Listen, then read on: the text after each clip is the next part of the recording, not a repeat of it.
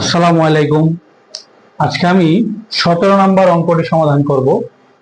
17 নম্বর অঙ্কটি হচ্ছে, একটি নৌকা স্রোতের অনুকূলে 4 ঘন্টায় 32 কিলোমিটার এবং স্রোতের প্রতিকূলে 6 ঘন্টায় 24 কিলোমিটার যায়।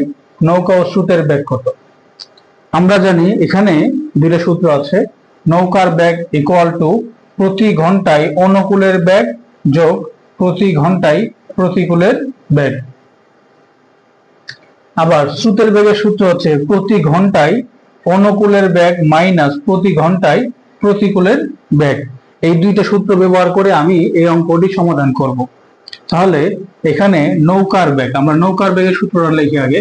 নৌকার বেগের সূত্র হচ্ছে প্রতি ঘন্টায় অনুকূলের বেগ। তাহলে অনুকূলের বেগ 4 ঘন্টায় দেওয়া আছে 32 কিলোমিটার। তাহলে আমাকে বের করতে হবে প্রতি ঘন্টায়, মানে 1 ঘন্টায় কত। তাহলে 4 ঘন্টায় যদি যায় 32 কিলোমিটার, 1 ঘন্টায় যাবে 4 দ্বারা ভাগ করতে হবে। তারপর হবে যোগ নৌকার বেগ প্রতি ঘন্টায় প্রতিকূলের বেগ। প্রতিকূলের বেগ 6 ঘন্টায় 24 কিলোমিটার। তাহলে 1 ঘন্টায় কত হবে? তাহলে আমরা 6 দ্বারা ভাগ করব। নিচে আবার হবে 2 সমান সমান 4 আটা 32। 6 দ্বারা যদি কাটাকাটি করি, 4 দ্বারা কাটা গেলাম 4 আটা 32, 6 কে 6, 4 6 হচ্ছে 24। এখানে 4, নিচে হচ্ছে 2। তাহলে 8 আর 4 হচ্ছে 12, 12 কে 2 দ্বারা ভাগ করলে হলো 6। এটাই হচ্ছে আনসার।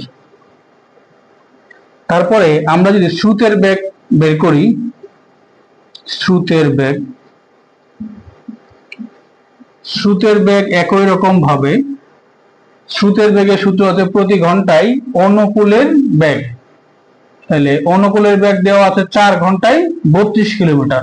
তাহলে 1 ঘন্টায় কত হবে? 32 কে 4 দ্বারা ভাগ করলে হয় 4 আটা 32, 8 দিয়ে দিলাম। তারপর এখানে স্রোতের বেগের ক্ষেত্রে মাইনাস ব্যবহার করতে হবে।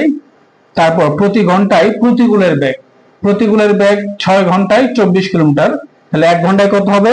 24 কে 6 দ্বারা ভাগ করলে আগের মতোই 24 কে 6 দ্বারা ভাগ করলে হয় 4, আর নিচে হবে 2।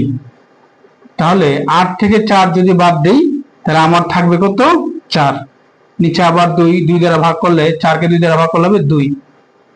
তাহলে আমাদের নৌকার বেগ হবে 6 kilometre per hour. Per hour মানে প্রতি ঘন্টায়।